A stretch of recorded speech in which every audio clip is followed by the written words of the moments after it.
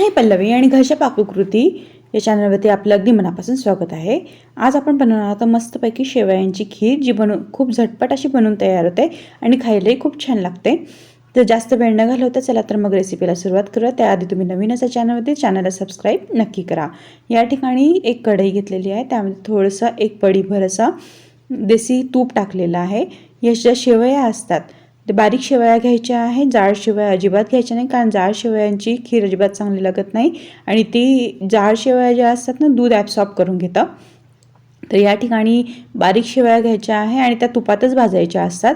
एक टिप नेहमी लक्षात ठेवायची आहे की या शेवया तुपात भाजायच्या असतात। हाय फ्लेमवरती छानसा ब्राऊन कलर येईपर्यंत त्यांना हलवत राहायचं आहे, त्यांना हलवणं सोडायचं नाही, कारण त्या बारीक असतात तर लवकर सेकल्या जातात आणि जळून जाण्याची जास्त शक्यता असते। त्यामुळे हाय फ्लेमवरती त्यांना हलवत राहायच्या।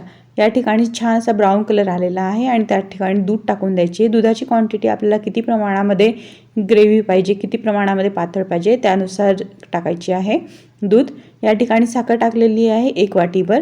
साखरेची क्वांटिटी तुम्ही कमी जास्त करू शकता, तुम्हाला किती प्रमाणामध्ये गोड हवं आहे त्यानुसार तुम्ही साखरेची क्वांटिटी कमी जास्त करू शकता। आणि या ठिकाणी तुम्ही बघू शकता आपण दुधाची जी क्वांटिटी आहे ती पण तुम्ही कमी जास्त करू शकता। या ठिकाणी आपण घेतलेले आहे थोडेसे काजू आणि बदाम, ते थोडेसे दरदरे असे कुटून घ्यायचे आहे किंवा कापून घ्यायचे आहे आणि ते पण आपल्या खीरमध्ये टाकून घ्यायचे आहे। ही घेतलेली आहे थोडीशी इलायची पावडर। इलायची पावडर मी इलायची जी असते हिरवी इलायची ती कुटून घेतली होती, किंवा तिची पावडर येते रेडीमेड मार्केटमध्ये, ती पण तुम्ही टाकू शकता। थोडीशी केशर टाकून घ्यायची आहे, केशरने कलरही खूप छान येतो आपल्या खीरला आणि ती खायलाही खूप छान लागते।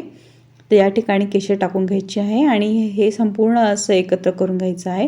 केशर, इलायची पावडर आणि काजू बदाम सगळ्यात शेवटी टाकायचे आहे। त्याला उकळी आल्यानंतर आणि छान अशी उकळी येऊ द्यायची आहे। उकळी आल्यानंतर त्याला छान असं तूप वरती येतं आणि या ठिकाणी तुम्ही बघू शकतात आपल्या ज्या खीरला छान अशी उकळी आलेली आहे आणि आपली जी खीर आहे ती छान अशी बनवून तयार झालेली आहे। हिला गरम सर्व करायचं नाही, तर तिला थंड होऊ द्यायचं आणि थंड झाल्यानंतर तिला थंड झाल्यानंतर फ्रीजमध्ये ठेवायचं आणि थंडगार अशी सर्व करायची।